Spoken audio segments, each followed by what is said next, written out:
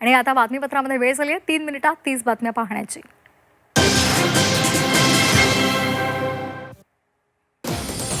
धाराशिवमध्ये दूध डेअरीवर कारवाई, आयुक्त तुकाराम मुंढेंच्या आदेशानंतर कारवाई, अन्न आणि औषध प्रशासन विभागाची कारवाईमध्ये दुग्धजन्य पदार्थांचे नमुने घेतले। इंदापूरमध्ये महाविकास आघाडीचा रास्ता रोको, रोहित पवार यांच्या आंदोलनाला पाठिंबा, शेतकरी कर्जमाफीसाठी महाविकास आघाडीचं आंदोलनामुळे महामार्गावर वाहतूक कोंडी।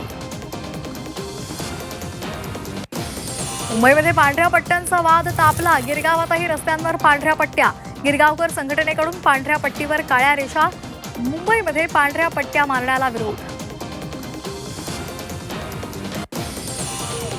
नाफेड कांदा खरेदीवर शेतकऱ्यांची नाराजी कायम, भावांतर योजना लागू करण्याची शेतकऱ्यांची मागणी, येवल्यातील शेतकऱ्यांमध्ये नाराजीचं वातावरण। उपमुख्यमंत्री सुनेत्रा पवार भीमाशंकरच्या दौऱ्यावर, मंदिर परिसरातील विकास कामांची पाहणी करणार, भीमाशंकरमध्ये पोलिसांचा मोठा बंदोबस्त।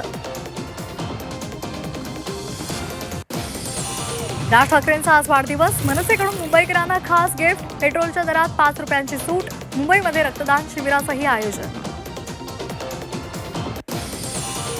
भाजप प्रदेशाध्यक्ष रवींद्र चव्हाण आज जळगावमध्ये विधान परिषद निवडणुकीच्या पार्श्वभूमीवर जळगावचा दौरा, रवींद्र चव्हाण महायुतीच्या नेत्यांची बैठक घेणार, महायुतीच्या खासदार आणि आमदारांची बैठक होणार।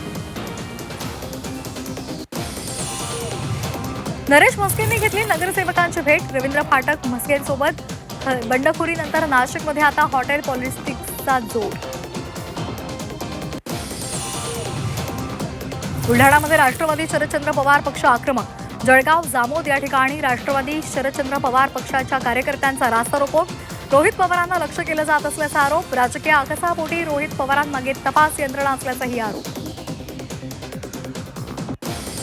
नसरापूर प्रकरणाची सुनावणी अंतिम टप्प्यात, न्यायालयामध्ये आतापर्यंत 53 जणांची साक्ष नोंदवली, महिन्याभरात निकाल लागण्याची शक्यता।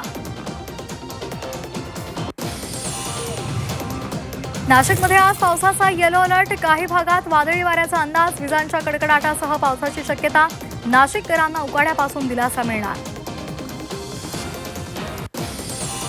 रत्नागिरी जिल्ह्यात पाणी टंचाई तीव्र, 45,000 ग्रामस्थांना पाणी टंचाईच्या झळा, 64 गावातील 151 वाड्यांमध्ये पाणी टंचाई, ग्रामीण भागात 18 टँकरनं पाणी पुरवठा।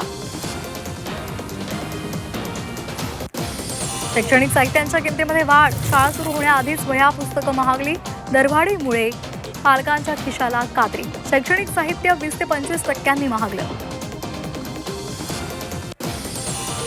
रायगडमधील किनारे पर्यटकांनी गजबजले, समुद्र किनाऱ्यांवर पर्यटकांची गर्दी, रायगडमधील अलिबाग, नागाव, मुरुड, काशीद, दिवेआगार इथल्या किनाऱ्यांवर पर्यटकांची झुंबड।